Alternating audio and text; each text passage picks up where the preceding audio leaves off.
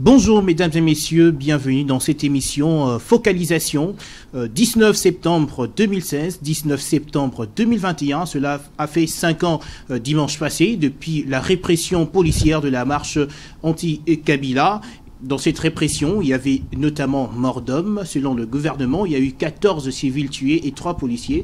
Mais selon les organisateurs de la marche, on parle notamment du rassemblement de l'opposition. On parle de plus de 50 personnes tuées. Et il y avait aussi des arrestations. Et parmi ceux qui ont été arrêtés, nous avons Moïse Monidela Idi, patron du Parti conservateur de la nature et démocrate, CONADE en sigle. Il est sur ce plateau. Bonjour Moïse Monidela. Bonjour Patrick. Alors, quelles sont les images qui vous restent encore à l'esprit de cette marche? Merci déjà pour l'invitation. Avant de parler des images, laisse-moi tout d'abord rendre hommage à ceux qui sont tombés sur les champs d'honneur ces jours-là. Je remercie le Seigneur parce que grâce à lui, je suis encore vivant. Alors que je vis des gens mourir, tomber comme des mouches, écrasés, et des blessés.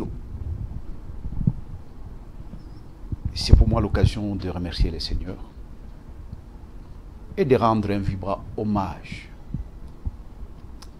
à tous les participants à la marche et surtout ceux qui aujourd'hui sont des blessés. D'autres sont devenus des aveugles, des handicapés physiques, mentaux. On n'en parle pas souvent.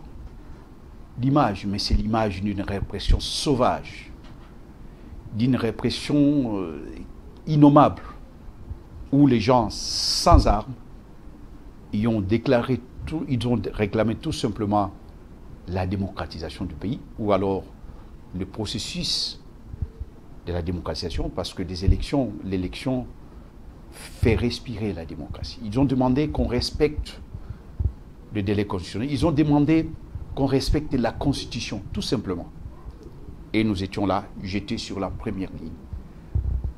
Mais je vis des militaires qui, on aimerait bien les voir à Beni, Butembo et ailleurs, mais ces militaires, ils étaient là face à des gens à main nue.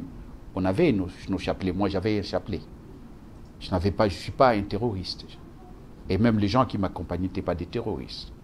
Mais je vis un général, à la personne de Amici Tango Fort, qui disait « Tirez, faites comme si on était dans un champ de bataille. » Il est vivant. Il était là avec ses dés amers. Il opérait. J'ai vu des gens tomber comme des mouches. Bétaillés, à l'alité, l'alissaillé, pongé. Je vis des horreurs. J'ai dit, ce que je vis, c'est innommable. Je manque le mot. Je vis des gens tomber. Vous parlez des 50 morts? Non, il y avait plus que ça. Parce que lorsque j'ai arpenté les couloirs de la mort, quand je dis couloir de la mort, ce n'est pas dans le sens figuré, dans le sens propre. Et lorsque nous arrivons au camp Kokolo, il y a un monsieur qui était là qui s'appelle Botembe, un capitaine, et qui a trouvé Kambale, un autre capitaine qui m'interrogeait, lui dit « Mais pourquoi vous perdez votre temps? Je dois les récupérer parce que mon rôle... » Il dit, le capitaine, je cite bien le capitaine Botembe, il est en vie. Il dit « Moi, mon rôle, c'est amener les gens sur le champ de tir. » Et il me regarde et je le fixe les yeux. Et lorsqu'il y a un général ou un colonel qui est venu, après il a dit « Mais quand même, c'est des personnalités. Venez. » Et il nous a fait descendre. On arrive à un hall là où il y avait d'autres militaires qui jouaient aux dames, mais ils ne jouaient pas aux dames, on sait bien, ils faisaient semblant. Et il y avait une télé qui émettait. C'était France 24. C'était la chaîne, le canal, c'était France 24. Et il y a un militaire qui est venu me susurrer à l'oreille pour dire que il était, je crois, à cette heure-là, il était vers 18 h. Et France 24 disait qu'il y avait 17 morts. Lui, il vient me dire, il y a déjà 75 morts. Les militaires me susurrent là. Donc quand vous parlez des 50, ça c'est les chiffres officiels. Vous savez, mais moi je sais qu'il y avait plus de 100 morts. Parce que c'est que moi je vis des gens tombés. C'était plus de 20, 30. Et c'était vers où? C'était non loin du stade de Camagnola, tout autour là avec Kassabou. Donc c'est pour dire que ces jours-là, le pouvoir a tremblé face aux gens qui avaient le menu. Et qu'est-ce que l'image? L'image, c'est qu'un peuple, quand il se met debout, il est plus fort qu'une bombe atomique. Je vis. Oui. Et que le pouvoir oui. a tremblé face aux gens à main nue, mais par la volonté, la détermination qu'on avait, on a fait reculer un pouvoir. Oui. Et c'est grâce à cette marche qu'aujourd'hui on parle de la tendance. On va y arriver justement. Vous avez cité des noms, vous avez cité le général, notamment Amici Tangofor. Aujourd'hui, comment est-ce que vous vous sentez lorsque vous voyez les commanditaires, soit les auteurs de cette répression circuler à l'air libre? Vous vous sentez comment? Non, je ne vais pas verser dans la haine. Parce que la haine, pas ces mots-là n'existent pas chez moi, parce que je suis croyant musulman.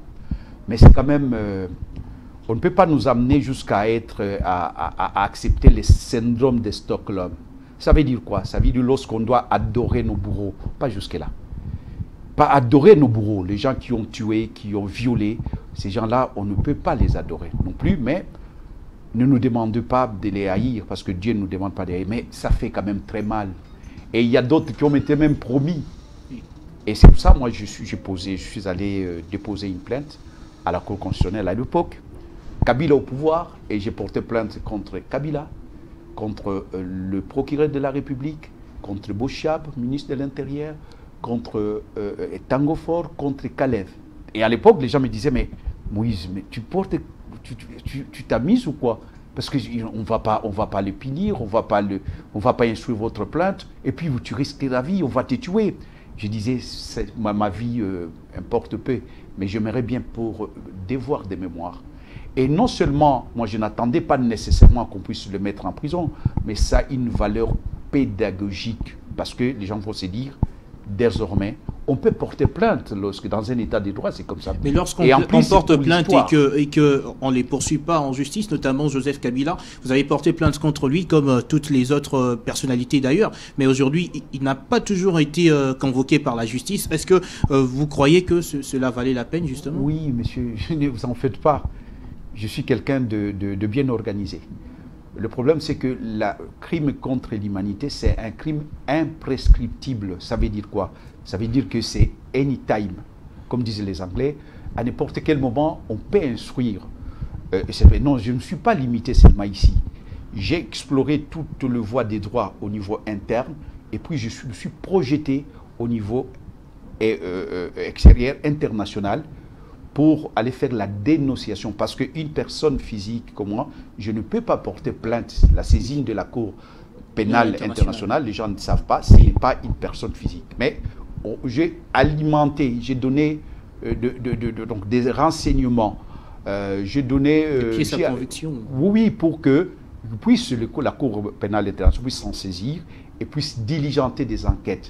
Voilà, donc sur le plan interne, si on n'instruit pas, mais il faut tout d'abord puiser toutes les voies de droit sur le plan interne pour que la plainte, pour que ce que vous dites puisse être pris en compte. Mais aujourd'hui, ça fait 5 ans, ça fait 5 ans quand même. Vous ne vous sentez pas scandalisé lorsqu'il n'a toujours pas reçu une invitation de non, la justice? les temps de la justice n'est pas les temps des autres affaires. La justice, vous savez, parfois, elle est lente. Je crois à la justice, peut-être la justice internationale, mais en dehors de la justice internationale, il y a la justice de Dieu, il y a le juge suprême Dieu. Ces gens-là, est-ce qu'ils peuvent se régler? Est-ce qu'ils sont moi, je pense que c'est les moments que ces gens-là, s'ils sont des hommes, ils doivent demander pardon. Moi, je suis croyant, je suis prêt à pardonner. Je sais qu'il y a des gens qui disent, mais moi, je dis, mais ces gens-là, ils ne sont pas à l'aise, ils ne sont pas en paix avec leur cœur, avec leur conscience. Vous savez, vous pouvez tromper beaucoup de gens, mais vous ne pouvez pas tromper la conscience. Ces gens-là, ils ont une conscience chargée pour ce qu'ils ont fait. Et moi, je pense qu'ils ne sont pas dignes. Mais ce qui m'étonne, est que quand je vois un général qui se dit général, mais il le déploie tous ses efforts face aux gens à main nue. Alors que ce général, lorsqu'on envoie à Beni Boutembo, il ne fait que vendre des armes. Alors, mais je me pose la question, vous êtes du général ou vous êtes du général des pacotis? Un vrai général n'est-il pas un civil? À Beni. Voilà que quand je disais à ce gens-là que vous n'avez pas la force, c'est le peuple qui est souverain, le peuple qui est plus fort que vous. C'était ces jours-là, il y avait la manifestation de la force du peuple, du pouvoir du peuple, que le peuple est fort. lorsqu'il se met debout. Et ces jours-là, les pouvoirs de Kabila étaient dans la rue. Et c'est pour ça qu'il a fait appel à l'armée. C'est l'armée qui était réquisitionnée ce jour-là. Et j'étais en première ligne. Et lorsqu'on m'amène en justice, j'ai failli de peu pour trépasser de l'autre côté. Mais il a fallu peut-être la communauté. Parce qu'au moment où on me jugeait, on disait qu'il y avait quand même la communauté internationale, je vais dire, la pression sur le président que Moïse Mounida, on ne sait pas là où il s'est trouvé. Parce que c'est vrai, ils m'ont amené, j'étais à des doigts d'être fusillé, parce que le monsieur que je viens de citer, il est en vie. Il s'appelle Botembe. C'est lui qui m'a jugé. Il s'appelle Kambale. Lui, il dit à Kambale, à son nom, lui aussi était. Et ça ne vous fait rien de savoir que toutes ces personnes circulent librement, ils ne sont pas inquiétés par la justice? Ça me fait quelque chose. Pourquoi ça ne me fait rien? C'est pour ça que je suis là. C'est pour ça que je suis là de témoigner. Vous ne croyez pas à la force de la parole? Moi, je crois à la force de la parole parce que j'ai vu ces gens-là, petits comme de... Tu ne peux pas t'imaginer. Un général qui fasse moi avec mon tasbir ici, mais il tremble. Et c'est qu'il y a une force. Vous ne croyez pas à la force de la parole? Moi, je crois à la force de la parole. Nous avons, vous voyez, nous avons fait partir Mobutu. Et nous, quand je dis nous, de l'UDPS, nous, de l'opposition de l'époque déjà, parce que je suis un des cofondateurs de l'UDPS, pour ceux qui ne savent pas, on disait Ténébo, l'UDPS vaincra. Mobutu est parti. Alors qu'on disait Mobutu ne partira jamais. Kabila ici a dit, il ne partira, c'est quoi? La parole, au commencement était la parole. Ça, c'est une force, c'est ce que je suis en train de dire là. Ce que je suis en train de dire, c'est une force, je crois. Ça me fait mal. Et c'est pour ça que je suis allé, moi je pouvais croiser mes bras, mais je portais plainte. Je suis allé en justice. La justice de mon pays, je me suis projeté dans une justice internationale. Et tout ça, c'est rien. Mais je vous dis bien de vous dire, à supposer que la justice du pays ne va pas instruire les dossiers, et la justice internationale, et la justice divine, vous la mettez où? Vous ne croyez pas en Dieu? Vous ne croyez pas en une force suprême? Moi, je connais Mitterrand, qui ne croyait même pas en Dieu, mais à un moment, il a dit, je crois, à la fin de sa mort, il dit, je crois à une force, à la force des esprits. Mitterrand. Donc, il y a une force. On ne peut pas sous-estimer ça. Mais j'aurais voulu que ces gens-là puissent aujourd'hui être inquiétés par la justice, qu'on puisse les attendre. Mais, qu'est-ce que tu veux? Le monde est ce qu'il est. Bientôt, je crois, pas le bientôt de le retour de Jésus sur terre, mais je crois que bientôt, ces gens-là, ils seront jugés. D'accord. Est-ce que vous pensez qu'il doit y avoir réparation? Si oui, de quelle manière?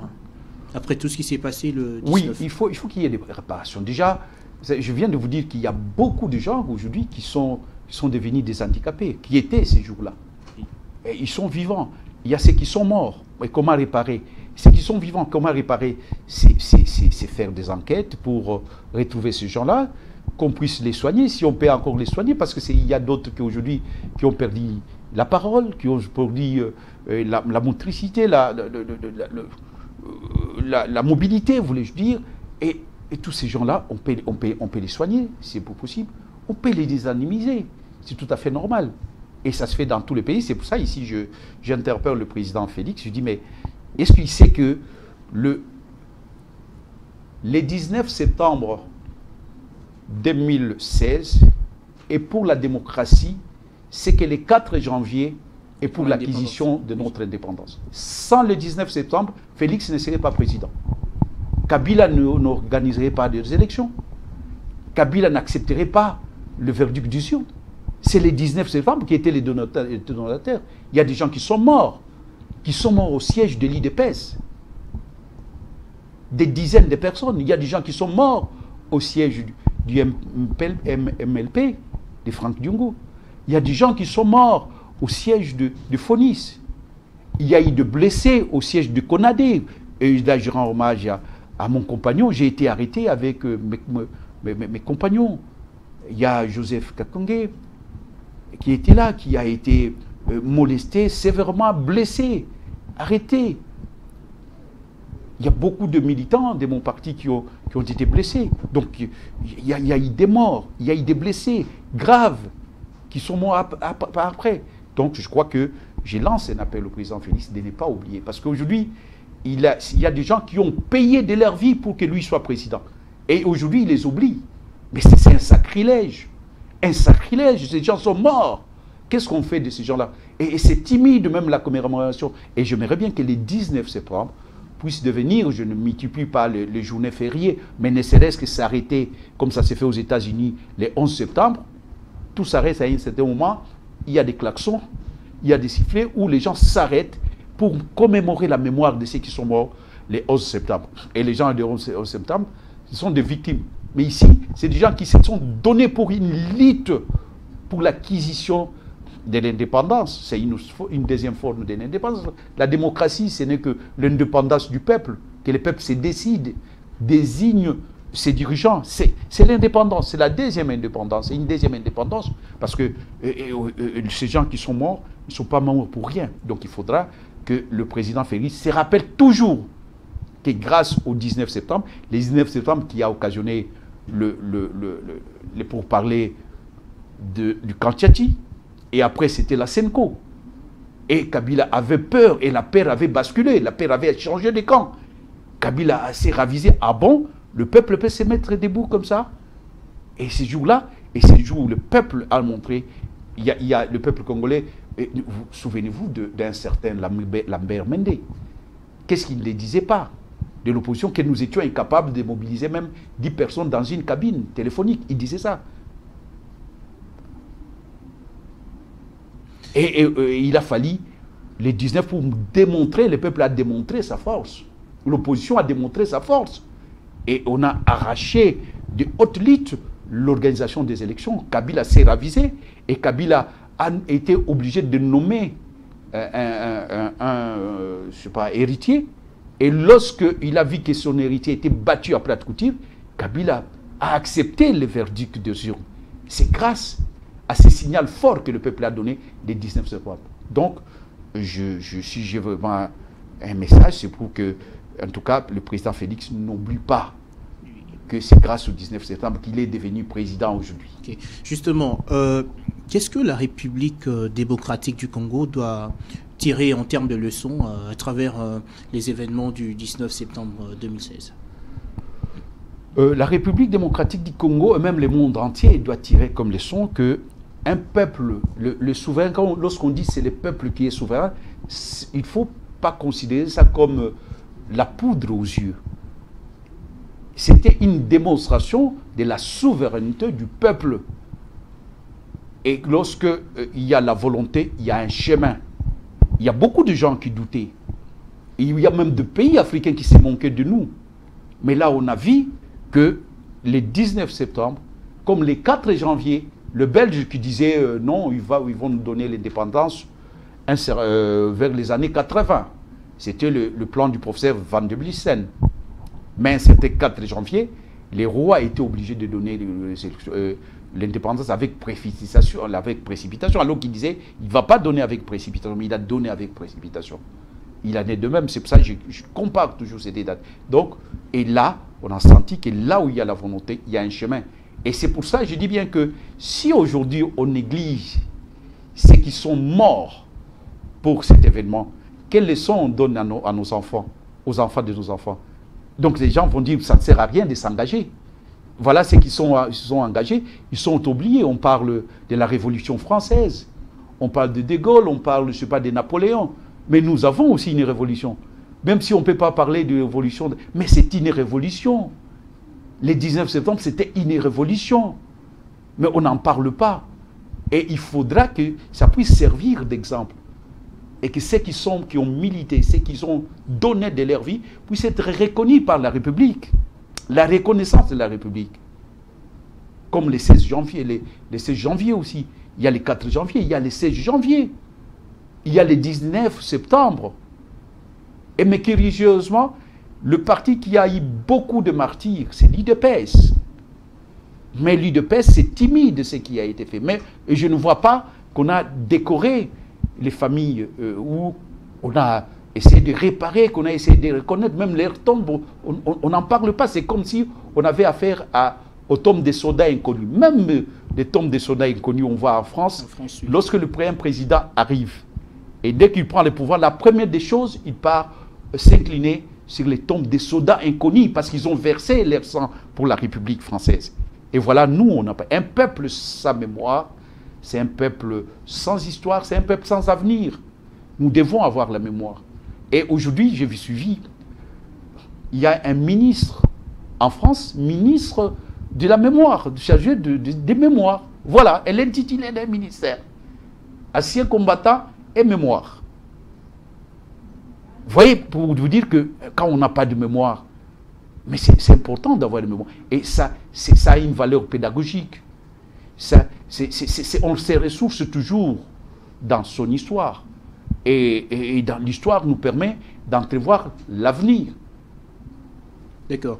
Alors, est-ce que la cause pour laquelle Moïse Monidela Idi a été arrêté a produit des résultats adéquats? Bien sûr. Est-ce que ce sera peut-être ne me pousse pas à faire la fausse modestie. Je suis un acteur principal, l'un des acteurs de la passation du pouvoir pacifique, de l'alternance, de la démocratie. Je l'ai été à l'époque de Mobutu. Les seuls combats que je n'ai pas participé, c'est le combat pour l'acquisition de notre pays à la souveraineté internationale. Donc l'indépendance. Mais tous les combats, le combat de la création, l'UDPS, on crée l'UDPS, et quelques jours, je suis devenu membre de l'UDPS. En 83 déjà, je suis membre de l'UDPS. Et je continue. Mobutu, nous l'avons fragilisé, nous, pour arracher même le principe de la démocratie. J'étais là, j'étais sur le terrain. Je fais la prison combien de fois avec Mobutu? Kabila père arrive, pareil, Kabila fils. Je suis allé en exil, je suis revenu. Et nous sommes allés à Santiti. Après, j'étais dans un gouvernement 1+4, le gouvernement qui a libéré le pays, qui a, je vais dire, unifié le pays. Le pays était divisé à lambeaux, le pays était morcelé, lézardé, balkanisé. Mais j'étais dans ce gouvernement. Et c'était pour l'unification. Et après, j'étais dans les combats quand Kabila a voulu confisquer la démocratie, l'indépendance du peuple congolais. J'étais encore en première ligne, Moïse Mounier. Donc, je suis l'artisan, l'un des artisans du passation du pouvoir pacifique, de l'alternance. Oui, ça, je ne m'en vante pas. Lorsqu'on parle de l'alternance, on sous-entend, par exemple, le changement du système aussi. On voit le changement sur le plan social, on voit le changement sur le plan de la justice, sur tout le plan. Mais est-ce qu'aujourd'hui, on doit vraiment parler de l'alternance au sommet de l'État? Oui, l'alternance est là. On peut tout dire. L'alternance, c'est pour ça, moi, quand je... L'alternance sur le plan économique, social et tout aussi, et justice? Oui, il y a l'alternance. Je ne veux pas cracher sur la soupe que je préparais. Je préparais cette alternance. Alors ne comptez pas sur moi pour que je dise qu'il n'y a pas l'alternance. Mais justement, vous avez décrié par exemple la manière dont on a réprimé la marche du 19 septembre, mais récemment ici, la marche de la Mouka, on a réprimé aussi de la même manière. Est-ce qu'on doit dire qu'il y a vraiment eu alternance dans ce pays? Il y a eu l'alternance au sommet de l'État. Le verre est à moitié vide et à moitié plein. Il y a des avancées. Je dis par exemple, quand vous voyez Messier Alingeti, je n'aime pas beaucoup parler de gens. Quand je le vois, il fait des choses, mais après, on arrête les gens, on les amène en prison, et après, c'est ce qui se passe. Et on dit qu'ils sont malades, et puis on part à la clinique, et puis liberté, c'est comme ça. Mais au moins lui, Alingeti, l'inspecteur judiciaire, on sent que lui... L'inspecteur général de finances. De finances, oui, il fait ce qu'il peut faire. Mais après, alors je dis, nous sortons de la théâtralisation de la justice, je dirais, de l'instrumentalisation de la justice à la théâtralisation de celle-ci. Donc rien n'est fait sur le plan... Aujourd'hui, c'est devenu théâtral, notre justice. Mais et donc rien n'a changé, rien n'a changé il y a quand même en termes de résultats. Il y a quand même que certaines choses. Par exemple, quand je dis ça, et j'ai dit ici, je profite de l'occasion pour dire qu'il ne suffit pas seulement d'arrêter des gens. Il faut que ces gens ils puissent se réparer. Ils puissent restituer l'argent. Une fois, je parlais avec un Malien. Il dit, mais vous dites on a 40 millions, 80 millions, vous êtes en train de mentir. On ne peut pas détourner 40 millions ou 80 millions. Moi, je dis, malheureusement, c'est ce qu'ils ont dit. Mais comment ça? Mais les gens, quand ils détournent 80 millions, après, ils partent en justice. La justice est devenue maintenant une blanchisserie. Makala est devenue blanchisserie. Donc, quand il part à Makala, et il sort après, on dit, bon, les juges, ils se sont corrompus. Donc, sur le plan judiciaire, vous dites que c'est apparemment pire qu'avant. Si la justice devient une blanchisserie... Oui, la justice devient une blanchisserie. Donc, c'est pire qu'avant. L'alternance n'aura servi à rien dans ce cas. La justice est devenue théâtrale. C'est vraiment théâtral. Dis-moi, quel est ce type-là qu'on a arrêté et qu'il a restitué l'argent de l'État. Donc l'alternance n'a servi à rien sur le plan judiciaire. Non, l'alternance sur du droit judiciaire, en tout cas, ce n'est pas ça. Mais sur donc votre combat n'a servi à rien sur ce plan? Non, monsieur. Par exemple, aujourd'hui, il y a la gratuité de l'enseignement. Il faut mettre ça sur le compte de l'alternance. Oui, mais les enfants étudient dans quelles conditions? Non, il y a surpeuplement, par exemple, des salles de classe.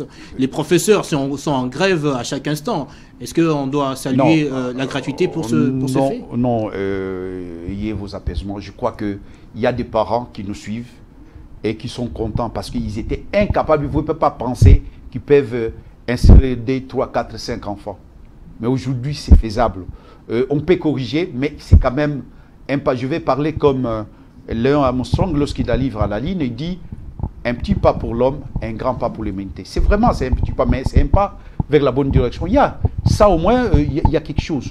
Et puis bon, il y a la volonté, mais quelqu'un me disait que la volonté ne suffit pas. Même l'enfer est pavé de bonne volonté. Mais à ce qui concerne, en tout cas l'enseignement, je crois qu'il y a quelque chose qu'il faut saluer là-dessus. Peut-être, bon, si vous demandez encore sur le plan économique, sur le plan social, par exemple? Non, je ne dirais pas quand même. Parce que si je dis ça, la maman, j'ai vu une scène terrible, horrible. On tapait les mamans, on saccageait leurs tables.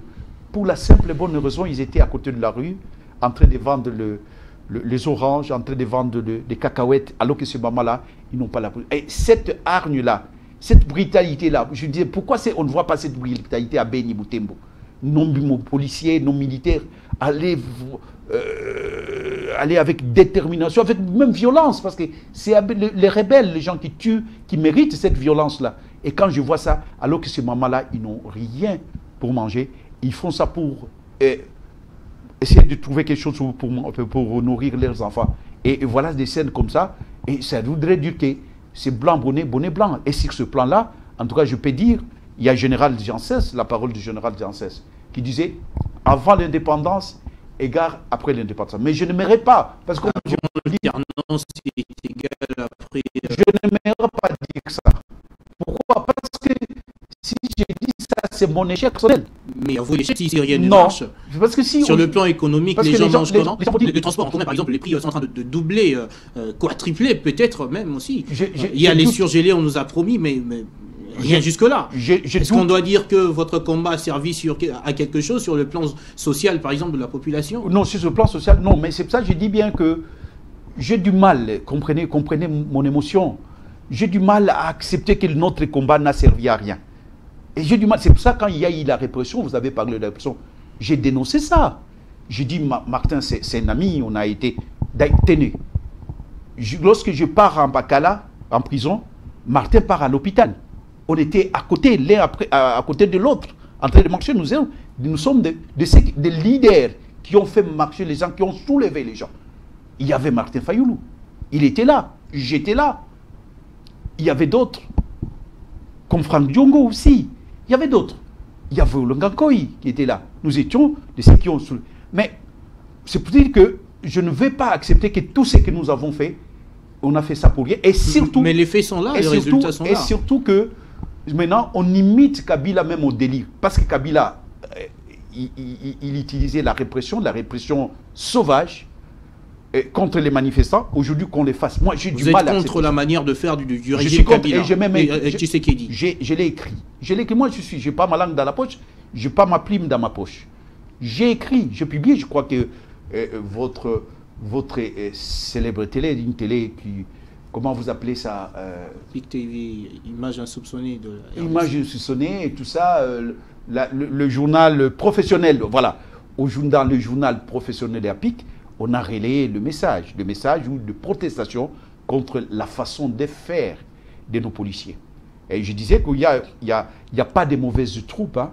Il y a des mauvais chefs. À l'époque, lorsqu'il y avait mort d'homme, qu'est-ce qu'on disait? Kabila. Lorsqu'il y avait mort d'homme, Bavir, on mettait ça sur le dos de Kabila.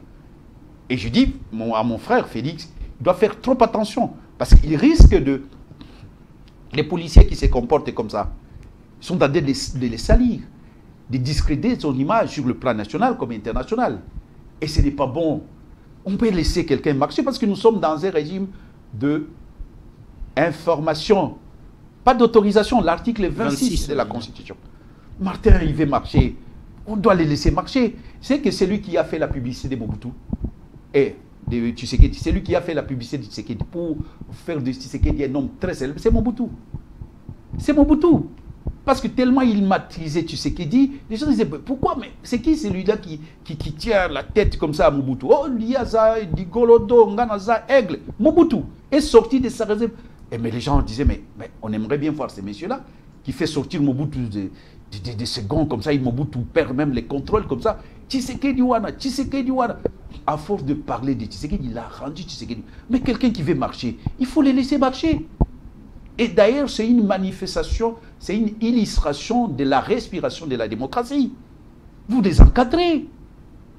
Parce que ça, je ne peux pas tolérer ça, parce que nous étions avec Félix. Une fois, nous étions avec Félix. Le gouverneur de la ville avait donné des raisons. Le gouverneur de la ville disait, par exemple, c'était la rentrée parlementaire. On ne pouvait pas marcher le jour de la rentrée parlementaire. Il fallait le repousser au 17. Moi, je voyais des gens qui injuriaient le blanc, ici, qui injuriaient des gens. Aujourd'hui, ils sont pliés avec Kabila. Et quand ils parlaient, c'est comme s'ils étaient pour Kabila. Nous, on disait, ces gens-là, ils vont quitter Kabila. Où sont-ils à côté de lui? Ils sont pliés là. Moi, je voyais quelqu'un comme Mende, pour ne pas laisser, il injuriait les gens de l'opposition. Il disait même que la police congolaise est une police professionnelle. Mais quand lui a été appréhendé, bousculé par cette police, il a perdu son latin. Donc, vous voyez, c'est pour dire que ce que vous ne faites pas autrui, c'est que vous avez dénoncé hier. Nous avons dénoncé les comportements de la police, les soldatesques de Kabila, nous l'avons dénoncé. Mais aujourd'hui, on ne peut pas refaire, nous, l'UDPS au pouvoir. L'UDPS champion de la démocratie, de l'état des droits.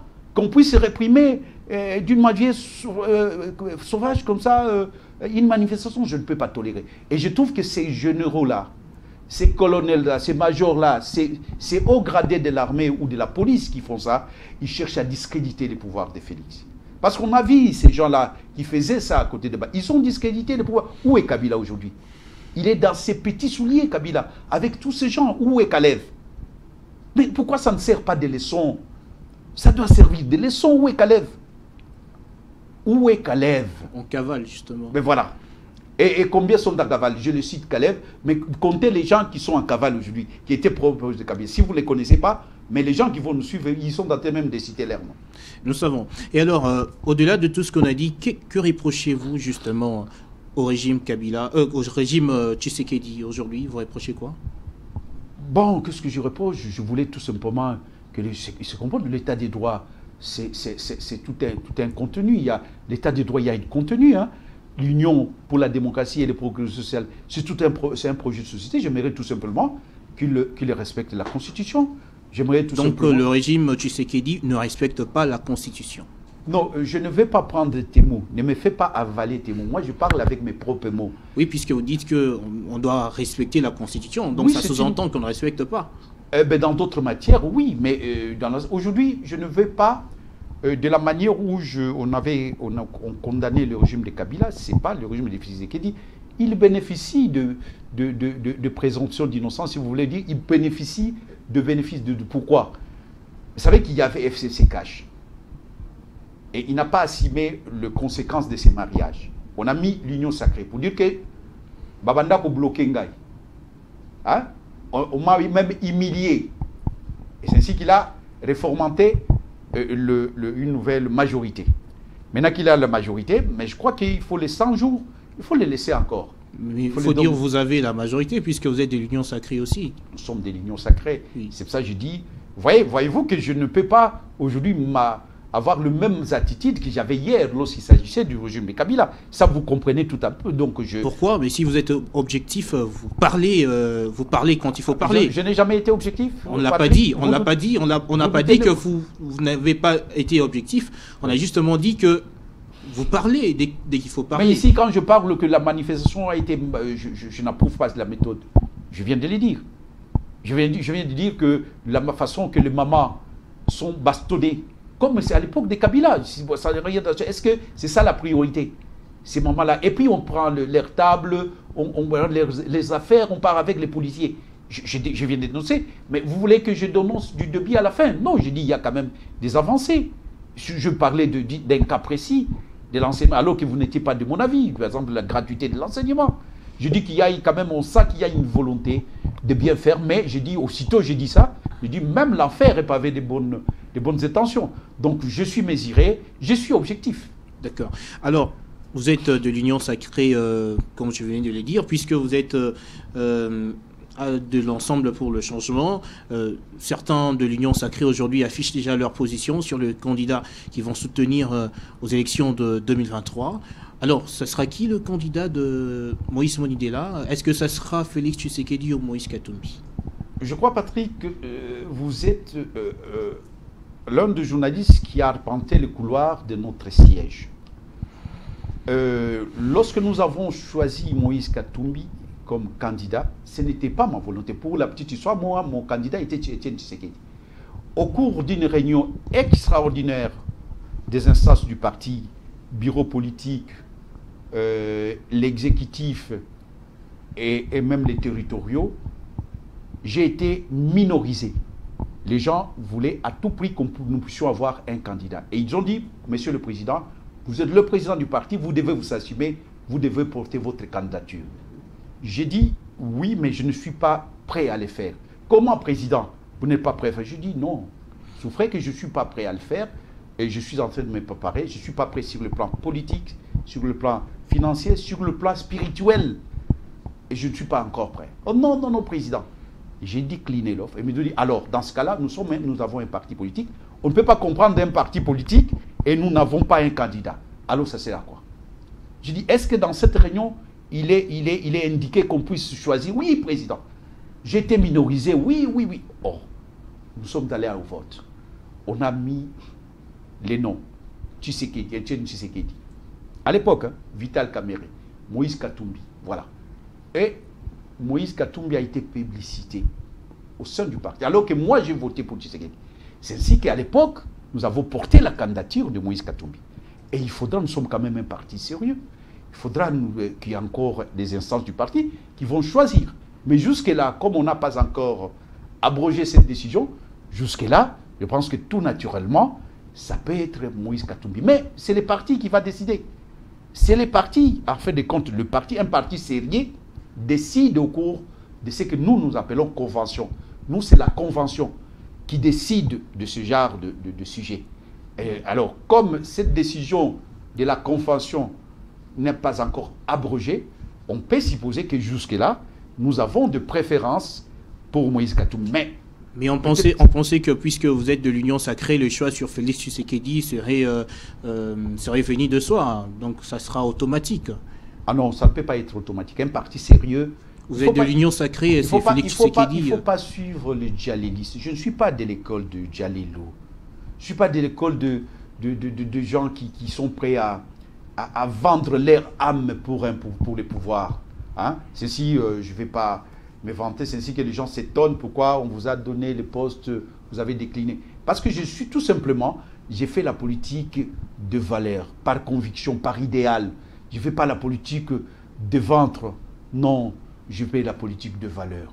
Alors, par rapport à ça, et moi, je vais me déterminer lorsque le congrès du parti, la convention du parti va se décider, et pour qui on va soutenir. Si ce n'est pas le président, peut-être ce sera un membre du parti. Peut-être ce sera, ils vont porter des dévolus, parce que l'autre fois, ils m'ont poussé de me présenter. Mais j'avais décliné. Mais peut-être cette fois-ci, je serai candidat au nom de mon parti.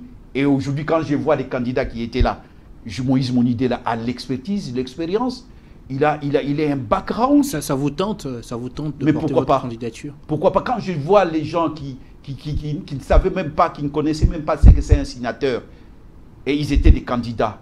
Signateurs, ils ne savaient même pas faire une petite note technique. Ils étaient des candidats, voyez les candidats qu'on avait là. Et ce serait quoi votre plan d'action s'il faudra le présenter lors de la campagne électorale? Ce n'est pas trop anticipé, mais je vous dis que nous avons... Okay. Mon parti, c'est un parti thématique. Le parti thématique, nous sommes CONADE, c'est un parti écologique, thématique écologique. Aujourd'hui, l'écologie, le monde, quand vous voyez le monde, le commencement, d'ailleurs, rien que la devise de mon parti, C'est pour tout un programme. Au commencement était Dieu. Dieu, après, il a créé la nature. Et puis, il a mis l'homme. Et puis, l'homme, il doit vivre dans la société de la démocratie. Voilà la devise de mon parti. Dieu, nature, l'homme, démocratie. Et lorsqu'on voit ça, je pense que les Congo, qui est un pays, c'est un pays écologique par essence. Les Congos, c'est les ventilateurs, les climatiseurs, les congélateurs du monde. C'est les Congos qui donnent du vent, qui donnent de l'air au monde entier. Rien que ça, parce qu'on peut engager beaucoup, même plus de 100 milliards de dollars dans ce secteur-là. On doit donner, dans ce secteur-là, il y a l'écotourisme, il y a l'économie forestière, il y a beaucoup de choses qu'on peut engager dans on peut créer beaucoup d'emplois dans ces secteurs-là. Donc, si un jour, et ça me tente, je ne deviendrai pas dans ces débats du donner et du recevoir, mais réduit. Je serai un candidat sérieux qui va proposer des choses et connaissant. Et si quelqu'un essaie de gratter mon passé, il verra que je ne dis pas des choses en l'air. Et quand je dis quelque chose, je suis prêt à aller jusqu'au bout. Et donc, si je suis candidat, je ne serai pas un candidat de complaisance ou justement de figuration. Je serai un candidat pour le bien-être du peuple et je serai, et si jamais je suis élu, je serai capable de donner le mieux-être du peuple. Parce que la politique n'a de sens, c'est lorsque elle lève pour l'intérêt général. Et voilà, mais pour l'instant, je crois que votre question, parce que vous les journalistes, vous avez la manie de pousser les gens, même donc au dernier retranchement. Pour l'instant, ce n'est pas à l'ordre du jour. Je ne suis pas candidat. Peut-être candidat à la candidature, mais je n'exclus rien. Pourquoi je dois exclure? J'étais déjà mandataire de l'État dans ces pays. J'étais ministre. J'ai l'expérience. Aujourd'hui, j'ai un parti politique. J'ai assisté à des colloques sur le plan national et international. J'ai un niveau d'études qui me permet. Donc, je crois que j'ai l'expérience. Il y a aussi, par exemple, ceux qui sont en train d'animer les institutions de l'État. Il y a de ceux qui ont des diplômes, ceux qui ont de l'expérience, comme vous le dites. Mais aujourd'hui, on les cite parmi ceux qui ont plongé ce pays dans le chaos, ceux qui ont volé l'argent du pays, si vous me passez le terme. Aujourd'hui, on les classe on les met dans cette classification-là. Mais qu'est-ce qui nous prouve aujourd'hui que tout ce que Moïse Monidé la possède, ça sera mis au service du pays? Sans conscience n'est que rude de l'âme. C'est ce que vous êtes en train de dire. Mais moi, je viens de vous dire que je fais la politique des consciences et non des connivences. Mais la population en a marre, par exemple, des discours des politiques. Dès qu'on sait que c'est un politique qui parle, et puis on se lasse, puisqu'on sait comment les politiques congolais Mais je sais que les Congolais, ils savent que Moïse Monidé là, c'est quelqu'un qui fait la politique de valeur. Il suffit de voir mon parcours. J'étais avec, j'adhère, j'ai laissé mon bout, alors qu'on disait tout Congolais et Zaïrois est membre du MPR. Moi, j'ai refusé d'être membre du MPR. J'avais quel âge? Après une dizaine de fois. Je suis allé en prison combien de fois? Plus de 3 fois dans ces pays, à l'époque de Mobutu.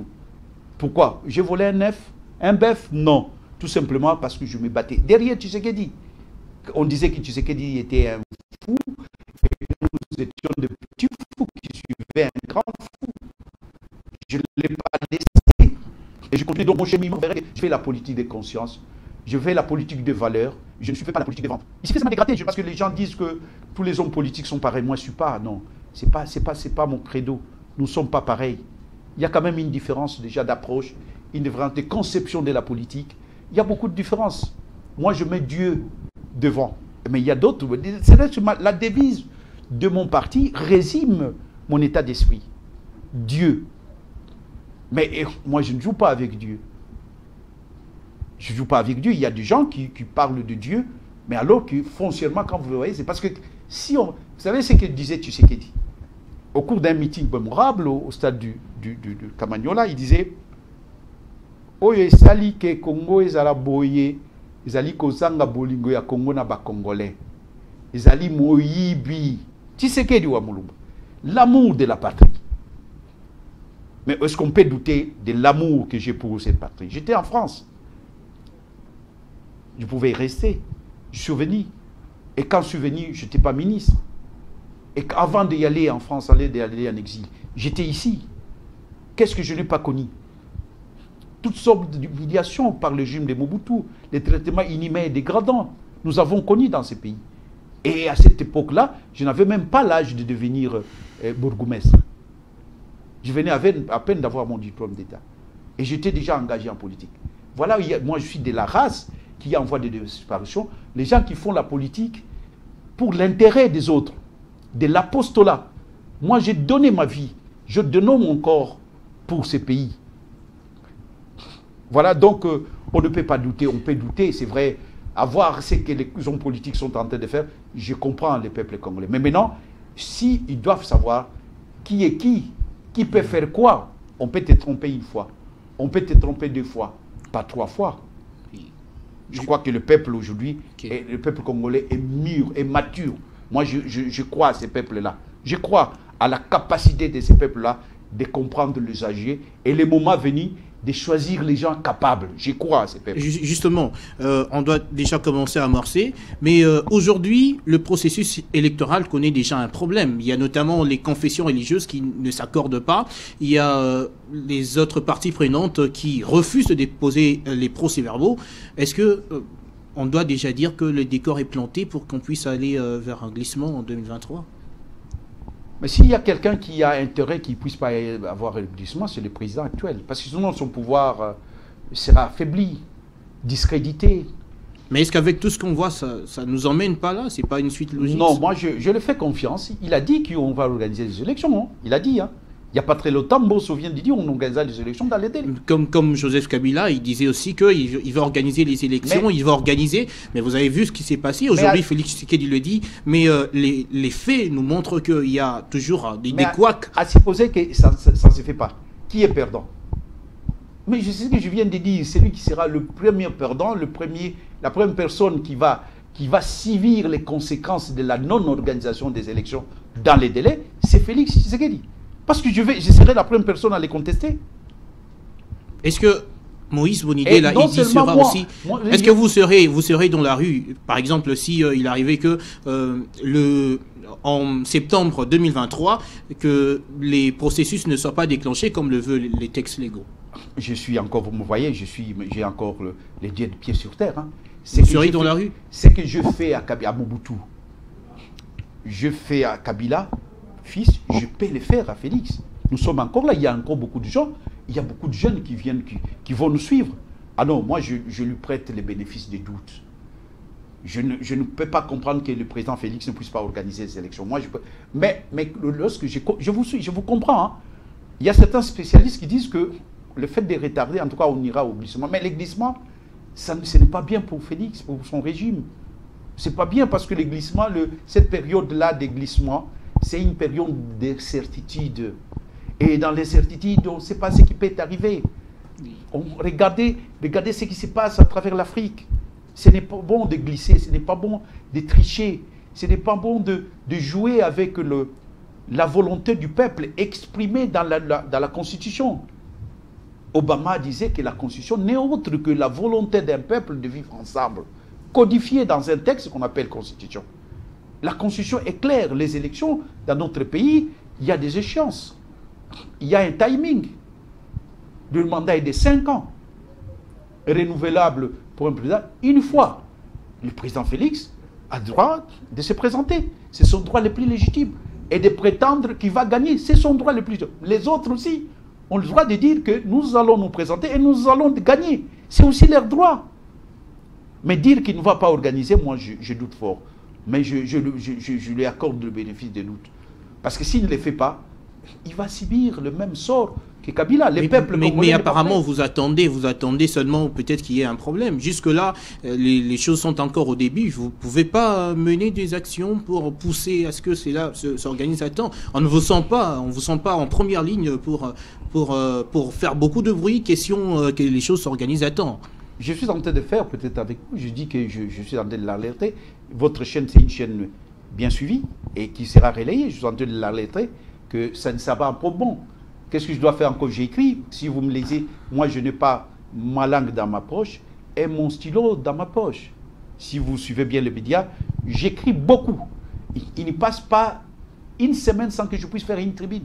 Et là, je ne parle pas de Werrason, de son concert, ou de Mazembe, ou de Vecleb, mon équipe de cœur qui va jouer aujourd'hui. Je parle, mais bien sûr, ça, c'est des discussions des salons. Mais quand je prends mon stylo, c'est pour parler des affaires politiques, parce que je suis un politique, beaucoup plus. Et là, j'ai toujours alerté que, d'ailleurs, si on ne fait pas gaffe, on va dépasser le délai. Et il y a un spécialiste qui m'a dit, on risque, si jusqu'au mois de décembre, il n'y a rien, ce sera difficile de rattraper le retard. D'accord. Alors aujourd'hui, qu'est-ce qu'il faut faire justement pour éviter le pire en 2023? Qu'est-ce qu'il faut faire? Il faut un consensus. J'ai toujours dit, la politique, c'est l'addition. Ça, c'est ma définition. Ce n'est pas une définition livresque. Un consensus autour de quoi? Oui, il faut un consensus. Il faut que les gens se mettent ensemble. De quelle manière? Il faut un consensus sur les problèmes de la CENI. Vous venez de dire. Mais déjà, il faut qu'on tienne compte du poids politique. Il y a déjà les tripatouillages de l'esprit et de la lettre de ce qui a toujours prévalu pour la mise en place du bureau de la CENI. C'est le poids politique. Là, Mbosso, monsieur Mbosso, il y a d'autres qui l'appellent citoyen Mbosso, pour dire qu'ils ne viennent pas avec des méthodes moboutistes décriées. Il est le président de l'Assemblée nationale, c'est l'église au milieu du village, mais lorsqu'on les voit, ces faits et gestes ne rassurent pas. Il va déjà au niveau du bureau, on ne tient pas compte des équilibres. Je donne un exemple que je maîtrise bien. Ensemble pour la République, hier Ensemble pour les changements, a plus de 70 députés. Si on peut accepter que l'opposition puisse prendre le poste d'opposition actuel, c'est l'FCC, le poste de premier vice-président, les deuxièmes vice-présidents, ça revient des droits, ça ne doit pas être marchandé, ça revient des droits Ensemble pour la République. À défaut de ça, Ensemble pour la République devait avoir le rapporteur, mais on veut donner les rapporteurs et le rapporteur adjoint. Non. Ici, il y a des choses faciles, c'est parce qu'on ne veut pas suivre les normes, les règles de l'art que nous-mêmes nous avons édictées. Voilà, donc c'est pour dire que s'il y a un consensus, les gens se mettent autour de ça pour ces problèmes-là. Il faut que les gens... Parce que l'Église catholique, aujourd'hui, ne prend pas part, il n'est pas partie prenable. Aujourd'hui, il s'est un peu retranché. Hein? Et non seulement l'Église catholique, l'Église protestante. Mais on peut négliger le rôle, le poids de l'Église catholique aujourd'hui. Non, il faut écouter. Parce que moi, je sais Kabila a pleuré. Hein? Les Kabylistes ont pleuré. Hein? Comme disait Tshisekedi na Monoko Mboka. Quand il disait c'est Tshisekedi. Aujourd'hui, si ce n'est pas Moulounda, mais aujourd'hui, on a vu Kabila pleurer avec ces gens que nous avons perdus à cause de l'Église catholique. Alors j'ai dit à notre ami Félix, à notre frère Félix qui est au pouvoir, faites attention, sinon, il risque de pleurer, parce que l'Église catholique n'est pas n'importe quelle. Les mêmes causes produisant les mêmes effets, on connaît la suite. Il faut écouter l'Église catholique par rapport à ça, parce que moi, je marchais avec l'Église catholique. Il y a un moment, nous étions essoufflés. Il faut le dire, il n'y a pas de honte pour le dire. D'ailleurs, on s'est retrouvé avec le président Félix à des reprises à la cathédrale Notre-Dame des Lignes. Voilà. On voulait marcher une fois. Il n'a pas marché. Nous avons marché. Une fois avec Mike Moukeba est vivant. Il y a aussi Jacinda, là où il est, je le salue. Nous étions là. On nous a canardés, on nous a tirés comme des canards sauvages. Et c'est le général Silvano était là. Et je vois encore comment on appelle ça, les sœurs, les bonnes sœurs, en train de ramper devant des marécages d'eau. Et ces sœurs-là, ils faisaient ça pour devenir ministres. Je vis des catholiques, moi, je sais la force, je marchais avec eux. Je marchais avec eux, je sais ce qu'ils nous ont apporté dans cette pour l'alternance. Autant je dis, nous les politiques, par exemple, moi je dis, ce n'est pas que je me revendique. Ça va de soi, j'étais parmi les acteurs pour cette alternance. Mais il y a aussi l'Église catholique, il ne faut pas oublier. Bon, si on n'écoute pas l'Église catholique, eh bien alors, c'est bonjour les dégâts. On peut s'imaginer ce qui va se passer. Vous parlez de non, c'est pas moi, je vais marcher. Non, c'est pas moi. Moi, je représente rien par rapport à l'Église catholique. Je suis musulman. Mais je connais la foi. Je peux aller même très loin. L'IDPS a bénéficié de l'appui de l'Église catholique. C'est la parole d'un cofondateur de l'IDPS, qui était en prison avec un monsieur comme Gilbert Kakonde, qui est encore vivant, qui était ministre de l'Intérieur. Lorsqu'on était en prison à cette époque-là de Mobutu, Mais qui venait nous voir en prison? Si ce n'est que le prêtre de l'église catholique et les gens de la Croix-Rouge. Et lorsque les gens de l'église catholique venaient nous voir, on l'a accepté de nous visiter, on disait, ah mon Dieu, je vais plus mourir. Et c'est ce gens-là qui nous amenaient des petites Bibles, comment on appelle, Nouveau Testament. Et c'est là-dessus qu'on nous donnait, et parfois on écrivait les noms, l'adresse de la personne qu'on peut aller contacter dans la famille. Parce que quand on nous arrêtait, les familles ne savaient pas, il y a beaucoup qui étaient morts comme ça. C'est l'église catholique. Ça, c'est à l'époque de Maloula. C'est l'église catholique qui a aidé l'UDPS, qui nous a aidés, qui nous a assistés. Donc on ne peut pas négliger. Donc l'église catholique a sa part. Et Maloula, après c'est Monseigneur Bosengo, aujourd'hui Ambongo, mais c'est vrai qu'il y avait aussi Etiaou, mais excuse-moi, je n'ai pas beaucoup de faits d'armes de Monseigneur Etiaou, peut-être parce que je n'étais pas au pays, même si je n'étais pas au pays à l'époque, mais en tout cas Monsengo, c'est quand même quelqu'un qui a beaucoup fait. Aujourd'hui, les flambeaux de Monsengo est relayé par Ambongo. Tout ça, c'est l'apport de cette église. Alors, on doit écouter les gens. Vous m'avez posé la question, qu'est-ce qu'il faut? Un consensus. L'église catholique et les autres, il faut qu'ils se retrouvent. Les confessions religieuses, qu'ils se retrouvent. Et les politiques peuvent se retrouver aussi. Qu'on puisse accepter les règles du jeu. Par exemple, ce que je vais vous dire pour Ensemble pour la République. Qu'on puisse reconnaître, c'est un droit, ce n'est pas négociable ça. Hein? Et puis, on peut avancer. Donc, un consensus. Oui. Pour nous permettre de baliser le terrain. Les gens doivent toujours se parler. Oui. Dans une démocratie, on ne peut pas dire qu'on doit se parler seulement le matin. Non, le soir, c'est interdit. Non, on doit se parler à n'importe quel moment, anytime. Tant qu'on ne prend pas les armes, mais la parole, c'est une arme. On doit l'utiliser à bon escient. On doit toujours l'utiliser. Les gens doivent discuter, doivent parler. C'est ça la démocratie. Justement. Alors... on arrive déjà à la fin de cette émission, mais j'ai deux petites questions. Comment avez-vous reçu le non-alignement au calendrier de la session parlementaire de septembre de la loi dite Tchadi? Sans pourtant verser dans les triomphalismes, j'ai dit que gardons l'esprit, c'est comme un boxeur qui ne baisse pas la garde. C'est vrai qu'il y a eu une pression interne et externe, qui a peut-être donné ce résultat, et c'est tout simplement peut-être les gens sont revenus dans le bon sentiment, le bon sens. Les bons sens devaient nous amener à ça, parce que cette loi, c'est une loi raciste, une loi scélérate, une loi, je dirais, d'exclusion. On ne peut pas tolérer une telle loi. Et voilà, donc, qu'est-ce que j'ai ressenti? J'ai dit, c'est un pas vers la bonne direction, mais il ne faut pas baisser la garde, on ne sait pas. Parce que à n'importe quel moment, on paie. C'est comme un plat qu'on a mis dans les frigos ou dans un congélateur. Après, on va les sortir pour mettre dans un micro-ondes et on chauffe. Après, on va mettre sur la table, les gens vont manger. Faisons attention, mais je dis, ben, ce n'est que normal. Parce que sinon, c'est empiéter même la Constitution. L'esprit et la lettre de la Constitution. On ne peut pas changer et on ne peut pas adopter cette loi sans toucher à la Constitution. Tous les bons juristes vous diront ça. Et aujourd'hui, pourquoi changer la Constitution? La Constitution, c'est notre dénominateur commun. On ne peut pas changer la Constitution pour le plaisir de changer. Et sinon, ça va créer des problèmes. Ça a été, encore l'Église catholique a dit stop. Je parlais sur le plan interne, l'Église catholique a haussé le ton. Et toutes les personnes de bon sens ont haussé leur ton pour dire non. Donc, pour aujourd'hui, je dis, ça va dans la bonne direction. Et je nous félicite, comme on dit. Je félicite tous ceux qui ont élevé la voix et qui vont encore. C'est que ça la démocratie. On peut ou ne pas aimer. Surtout qu'on l'a fait, on voulait le faire pour écarter un homme, Moïse Katumbi. Et ça, ce n'est pas bon. Ce n'est pas bon pour la démocratie parce que la démocratie, ce n'est pas un régime d'exclusion.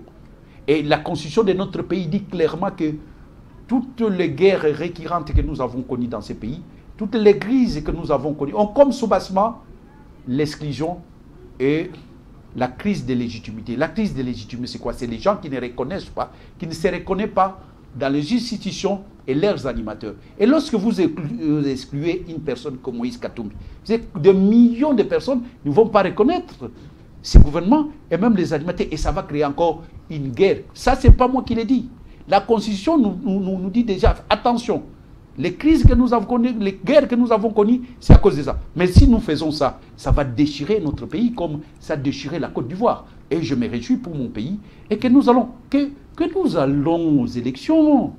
Que le peuple va choisir, qu'il veut. Si ce monsieur-là, c'est d'étranger, c'est au peuple de décider. Le peuple va décider en âme et conscience.